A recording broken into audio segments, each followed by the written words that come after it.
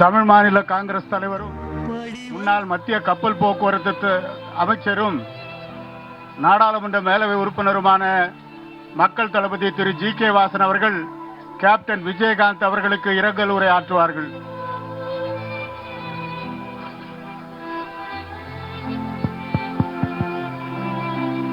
Captain Vijayakanth என்றால்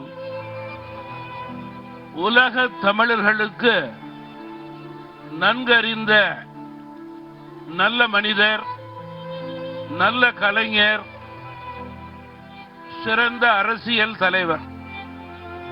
அவர்களுடைய மறைவு தமிழகத்தினுடைய கலைத்துறைக்கும் அரசியல் துறைக்கும் பேரிழப்பு.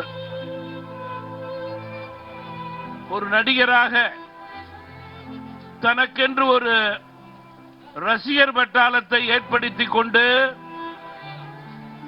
அதனை ஒழுங்குபடுத்தி தமிழகத்தினுடைய மூலை முடுக்கெல்லாம் தனக்கென்று ஒரு கொடி,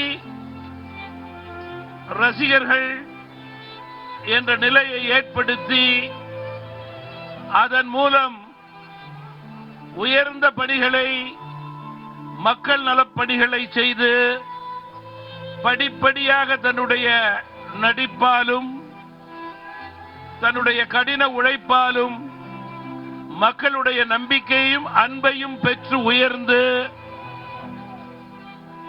தேசிய திராவிட முன்னேற்ற கழகம் என்ற கட்சியை ஆரம்பித்து அதன் அடிப்படையிலே கிராமம் முதல் நகரம் வரை இயக்கத்தை பலப்படுத்தி தமிழகத்தினுடைய எதிர்கட்சி தலைவர் என்ற ஸ்தானத்தை அடைந்த மிகப்பெரிய வரலாறு கேப்டன் விஜயகாந்த் அவர்களுக்கு உண்டு.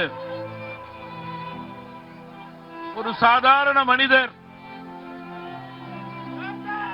எல்லோரிடமும் அன்பு செலுத்தி தன்னுடைய ஈகை குணத்தால் நட்புக்கு இலக்கணமாக செயல்பட்டு ஏழை மக்களுடைய வாழ்க்கை தரத்தை உயர்த்த வேண்டும் என்று தன்னுடைய இறுதி மூச்சு வரை செயல்பட்டு தமிழகத்திற்கு துணை நின்ற தலைவர் கேப்டன் விஜயகாந்த் அவர்கள்.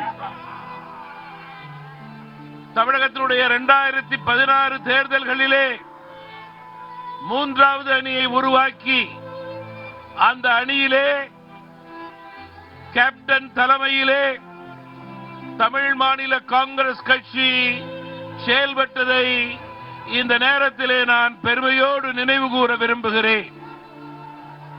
தன்னுடைய தலைவர் தொண்டர்களுக்கு எந்த அளவுக்கு மரியாதை கொடுத்தாரோ அந்த அளவிற்கு கூட்டணி கட்சி தலைவர்களுக்கும் தொண்டர்களுக்கும் மரியாதை கொடுத்த தலைவராக கேப்டன் விஜயகாந்த் அவர்கள் செயல்பட்டார்கள்.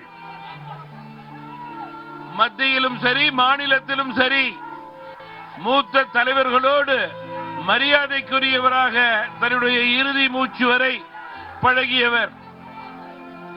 மறைந்த தலைவர், தமிழ் மாநில காங்கிரஸ் கட்சியினுடைய நிறுவன தலைவர் ஐயா ஜி.கே. மூப்பனார் அவர்களோடு மிகுந்த அன்பு கலந்த பாசத்தோடு அவர்களுடைய இறுதி மூச்சு வரை பழகியவர்.